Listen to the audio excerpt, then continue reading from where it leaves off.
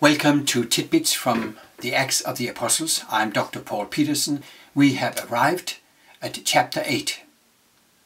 The persecution is going on. The Christians are spread.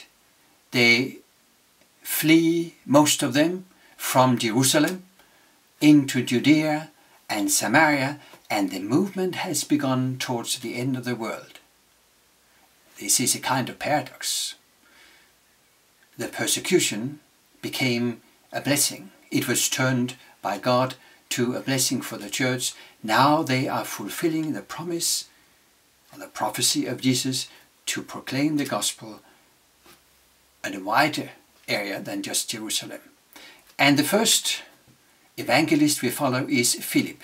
He was the second of the seven, the second after Stephen.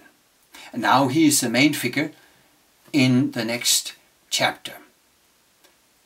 He at first stops in Samaria. He is preaching there in probably the city of Samaria, which at that time would be called Sebaste. That means the elevated. It was a name for the emperor. This is a Greek equivalent of Augustus, so that city was in rebuilt at this stage by Herod the Great in honor of the Caesar. Now, as Philip preaches the gospel with great results, there is much joy. And that joy you find described in verse 8. Joy is fitting for the writings of Luke. He opens his gospel with songs of great joy. A song by Zechariah, the father of John the Baptist, and of course the song earlier by Mary, and then the song by the angels to the shepherds over the fields of Bethlehem.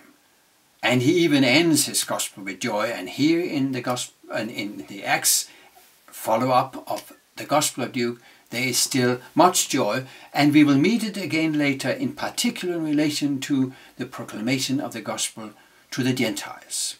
In chapter 13 and in 15 we have several texts where the joy is emphasized. Now, the next story in Samaria is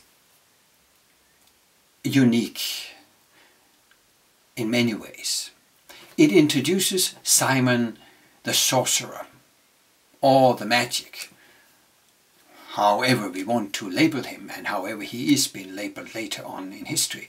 Now, Simon was a sorcerer of great success already in Samaria, and evidently he had some jealousy of the effect of Philip's ministry. But nevertheless, he was attracted. He was baptized. The word is that he came to the belief, or he came to believe. And then he followed Philip and saw the great miracles done through the hands of the evangelist. But what had not happened yet was, surprisingly enough, he had not himself received the gift of the Holy Spirit. This is an exception. The general rule is that when the early Christians were baptized and the hands were laid upon them, they would receive the gift of the Holy Spirit, which then would equip them to preach, maybe in different tongues, preach the gospel of Jesus. Now, here is an exception. There is a reason for this exception. The apostles, Peter and John in particular, are then called and sent down to Samaria to see what's going on. The apostles had otherwise during the persecution stayed in Jerusalem. When they arrive, they realize that the Holy Spirit has not been given to the new disciples, so they perform a ceremony where they lay their hands upon them, and then the Holy Spirit is given. And Simon does not get it. So he wants it. Seems to be his primary motive. He wants more power. But he has not been converted to Jesus. So he wants power because then he can exercise his authority, become famous, add to his reputation. And he asked the disciples whether they couldn't give him that for money. He obviously would have earned a lot of money on his sorcery. And Peter speaks very harshly to him. This is the only incident of the two we meet in the Bible. However, many early Christian authors expanded on the interaction between the two. And I have a couple of references to refer to. Later on, Justin Martha reported that Simon the sorcerer came to Rome, where he was almost worshipped as a god. And according to a book called The Acts of Peter, Simon and Peter had a battle, a competition of power just before Peter was executed. Now, some of these stories may have little historical value, but it does tell about the impact of the struggle with Simon, the sorcerer. It was a struggle that the Christians would face in many situations where the competing magics worked, and we have several such interesting debates and clashes later on in the book of Acts. Now, let's move to the final story of this chapter. Peter meets an Ethiopian eunuch. I have to say that it's interesting that it's Philip actually who meets him, that Philip is paving the way for Peter.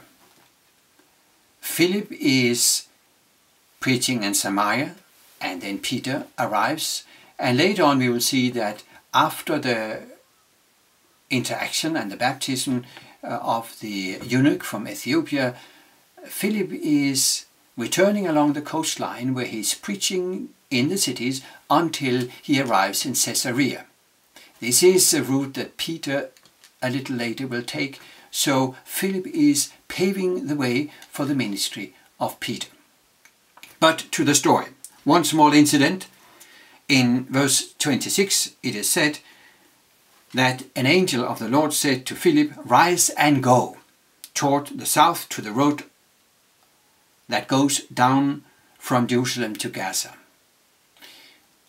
The expression translated "rise and go" is very literal, and it is actually a typical Hebrew expression of two verbs linked together in what is called hendiadus, and here it means go at once or hurry. And then he meets the Ethiopian eunuch, and it's important to understand that he is actually a eunuch. It is true that the term eunuchus could be used as a term for an official at the Ethiopian court or other courts, but in this case both these expressions are used, and it is emphasized throughout that this person is a eunuch. That adds flavor to the story, because the eunuch belongs to a group of people described by Luke who has physical disabilities. And we have to realize that at the time, to have a physical disability would be even more damaging than in the present Western culture, because a person with physical disability would be regarded as morally defunct as well. A eunuch would almost unanimously be perceived as an immoral person. So the eunuch would not have been allowed to enter into the courts of the temple in Jerusalem to worship. He had come to Jerusalem with that purpose. He was an outsider, an outcast. He was despised. And then he's baptized. He's also a student of the word. He's actually doing exegesis of Isaiah 53. So it's not a matter of just baptizing anyone who has no knowledge what the gospel is all about. No, he's a wise and man, a student of the word, and he's an outcast that is accepted into the community of Christ, because that community is for everyone. This is a universalism we have seen so far permeating the book of Acts. God is the creator God, creating everyone. Jesus is the Lord of all nations under heaven.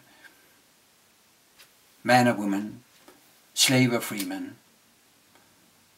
old or young, pagan or Jew, outcast and despised or not, everyone is allowed in on equal footing.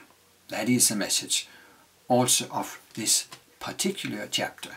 And now we will leave Philip in Caesarea and move on next time to tidbits from Acts chapter 9.